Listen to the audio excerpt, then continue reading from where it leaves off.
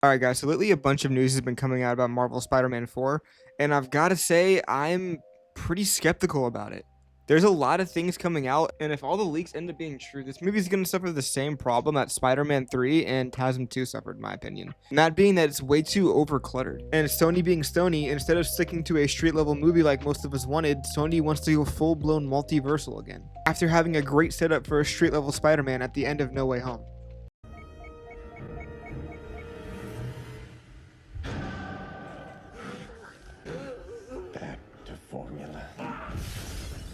Really quick guys, before we get into the video, 97% of you guys actually aren't subscribed. I'm trying to hit 2,500 subscribers by the end of the month, so if you enjoy the content, please consider subscribing.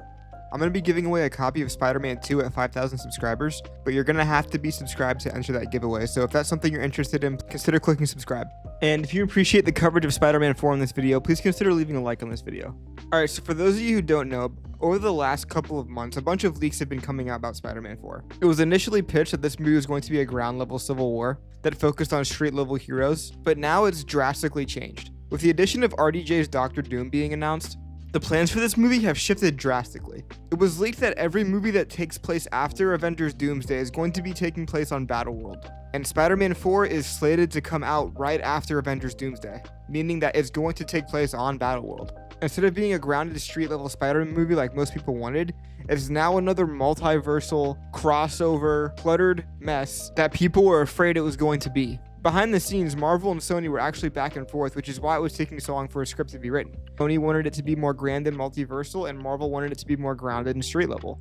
And it looks like Sony won, and here's what that entails. So allegedly, this movie is going to have, and get ready for it, symbiote suit Tom Holland, Venom, Andrew Garfield, Tobey Maguire, Doctor Doom, Ghost Rider, Null, Kingpin, Daredevil, and Maestro Hulk.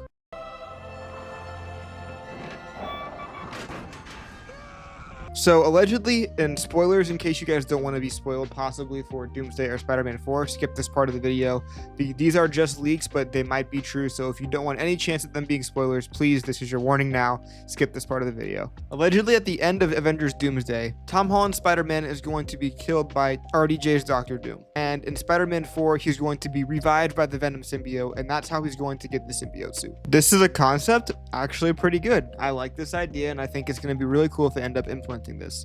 It's what comes after this that has me concerned. So on Sony's side of things, they really want Tobey and Andrew to be involved in this movie again. They saw how much money No Way Home made, and Sony saw that as a cash grab, and they really want Tobey and Andrew here. Apparently, they are going to have a much larger role in this movie than they did in No Way Home. They're going to be much more involved and actually have their own storylines and be in significantly more of the movie than they were in that one. This is the first big red flag for me. The end of No Way Home saw Peter kind of being on his own and stepping into that role of the Spider-Man we know today, being by himself and carrying that responsibility of protecting the city even if it means he's alone. And it kind of made him more grounded in the Spider-Man that we've been wanting to see. The whole concept of Daredevil and Kingpin being involved in this movie allegedly had me really excited because it was going to show Spider-Man deal with street-level threats and weren't always so crazy like aliens like Thanos or multiversal threats. Tobey and Andrew coming into this, and this movie being set on Battleworld, that shakes things up a lot. Speaking of the Battleworld plotline, so if you guys don't know what Battleworld is a plotline from the Secret Wars comics where basically a bunch of Marvel heroes are put onto one world from different multiverses, and Doctor Doom is the one that oversees it. Basically, he annihilates the multiverse and puts every multiverse into one reality.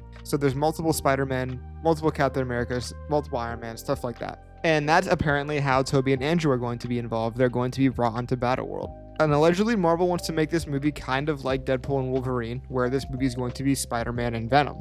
And I think that's a really interesting idea. We have to remember they're also doing a ground level Civil War plot on top of a Spider-Man and Venom plot, where Null is apparently going to be involved, who is the god of all symbiotes, and Doctor Doom is going to be involved. Ghost Rider is somehow going to be in the mix here. Maestro Hulk is going to be the leader of the section that Tom Holland and the Spider-Mans are part of. In Battleworld, for the sake of simplifying, let's just say they're going to be on different continents. So for example, the Sony universe, including all the Spider-Men, would be on, say, Asia, and the MCU would be in America. Apparently, RDJ's Doctor Doom is going to assemble a Dark Avengers, with Captain Hydra, Maestro Hulk, an evil version of Black Widow, Hawkeye, everybody. And each one of those members of the Dark Avengers are going to be in charge of a different continent on Battleworld. Allegedly, the Hulk is going to be the one in charge of Spider-Man's continent. and it's going to be Maestro Hulk, which is an evil version of the Hulk. We're going to have this whole plot line where Spider-Man is going to be getting the symbiote suit, he's going to be working with Venom. It's going to have a ground level aspect in terms of what's going on Spider-Man's continent.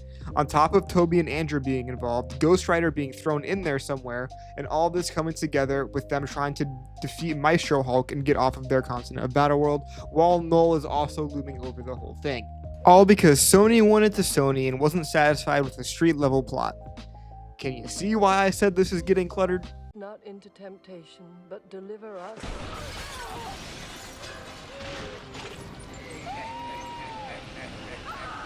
Spider-Man 3 and TASM 2 are both famous for being movies that tried to do too much in one Spider-Man movie. Sam Raimi famously didn't like the character Venom and didn't want him to be in that movie. It had too many villains and too many plot lines going at the same time, resulting in a cluttered mess. The same thing happened for TASM 2.